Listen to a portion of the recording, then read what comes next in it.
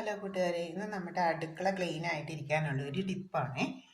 അപ്പം നമ്മുടെ സ്ലാബും ഗ്യാസ് സ്റ്റൗവും ഒക്കെ നല്ല നീറ്റ് ആൻഡ് ക്ലീൻ ആയിട്ട് നമുക്ക് എങ്ങനെ സൂക്ഷിക്കാം എന്നുള്ളതാണ്. അപ്പം നമ്മൾ രാവിലെ എണീറ്റ് വരുമ്പോൾ തന്നെ ഡെയിലി ഒന്ന് നമ്മുടെ സ്ലാബും നമ്മുടെ സ്റ്റൗ ഇരിക്കുന്ന ഭാഗമൊക്കെ ഒന്ന് നന്നായിട്ട് ഒന്ന് തുടച്ചൊന്ന് ക്ലീൻ ചെയ്തിട്ട് നമ്മുടെ അടുക്കള പണികൾ നമ്മൾ ആരംഭിക്കുകയാണെങ്കിൽ നമുക്ക് വളരെ പെട്ടെന്ന് തന്നെ നമ്മുടെ പണികളൊക്കെ തീരുന്നതായിട്ട് നമുക്ക് തോന്നും. അപ്പം നമ്മുടെ അടുക്കളയിൽ നമുക്ക് സ്റ്റൗ ഇരിക്കുന്ന പോർഷനിൽ നമുക്ക് അത്യാവശ്യം എടുക്കേണ്ട വസ്തുക്കളല്ലാതെ മറ്റൊന്നും സൂക്ഷിക്കാതിരിക്കുന്നതാണ് നല്ലത്. അപ്പം ഞാൻ സ്റ്റൗവിനോടനുബന്ധിച്ച് വയ്ക്കുന്ന 2 കാര്യങ്ങൾ, ഒന്ന് നമുക്ക് വെളിച്ചെണ്ണ നമുക്ക് നന്നായിട്ട് ഉരുകി കിട്ടണം, അല്ലേ നമുക്ക് കറിക്കൊക്കെ എടുക്കാൻ പെട്ടെന്ന്. അപ്പം വെളിച്ചെണ്ണ ഇരിക്കുന്ന ആ കുപ്പിയും പാത്രവും ഒന്ന് വയ്ക്കും. കാരണം നമ്മൾ സ്റ്റൗവിൻ്റെ തീ കത്തിക്കുമ്പോഴുണ്ടാകുന്ന ചൂട് കൊണ്ട് വെളിച്ചെണ്ണ എപ്പോഴും നമുക്ക് ഉരുകി കിട്ടുമല്ലോ. പിന്നെ നമുക്ക് എപ്പോഴും അത്യാവശ്യമായിട്ടുള്ളതൊന്ന് ഉപ്പ് വേണം.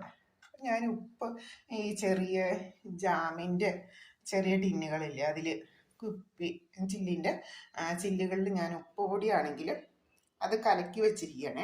അപ്പോൾ ചെറിയ ടിന്നുകളായിട്ട് ഞാൻ 3 എണ്ണത്തിൽ ഒരുമിച്ച് കലക്കി വെക്കുന്നുണ്ട്. അപ്പോൾ നമുക്ക് ആവശ്യത്തിന് കറിക്ക് സ്പൂണിലോ ഒഴിക്കാനുള്ള എളുപ്പത്തിന്.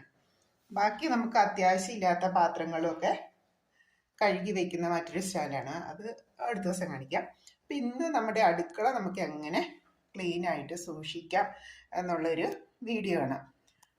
അപ്പോൾ നമ്മൾ ഡെയിലി നമ്മൾ തുടയ്ക്കണം. ഡെയിലി തുടയ്ക്കുമ്പോൾ നമുക്ക് നല്ല ക്ലീനായിട്ട് നമുക്ക് കിട്ടും. അപ്പോൾ സ്റ്റൗവിൽ വരുമ്പോഴത്തേക്കും വൈകുന്നേരം ആകുമ്പോഴത്തേക്കും ചോറൊക്കെ തളിച്ച് തൂവി അല്ലെ കടുക് പൊട്ടിച്ചതിൻ്റെ അംശങ്ങൾ അങ്ങനെ പലതും ഉണ്ടാവും ഗ്യാസിൻ്റെ ടോപ്പിൽ. അപ്പോൾ നമ്മളിതുപോലെ ഒരു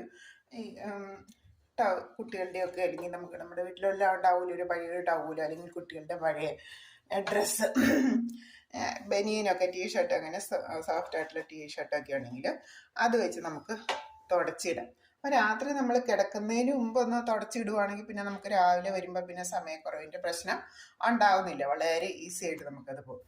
അതല്ല ഇനിയിപ്പോൾ രാത്രിയിൽ നമ്മൾ മടി പിടിച്ച് നമ്മൾ തുടയ്ക്കാതെയൊക്കെ പോയി കഴിഞ്ഞാൽ നമ്മൾ ഉറപ്പായിട്ടും രാവിലെ വരുമ്പോൾ തന്നെ ഒന്ന് തുടച്ച് ആവശ്യമില്ലാത്തതൊക്കെ ഒന്ന് നീക്കം ചെയ്തിട്ട് നമ്മുടെ രാവിലത്തെ ചായ വെച്ചു, അടുത്ത ഇത് പിന്നെ ചോറിന് വെള്ളം വെച്ചു, അരി കഴുകിയിട്ടു,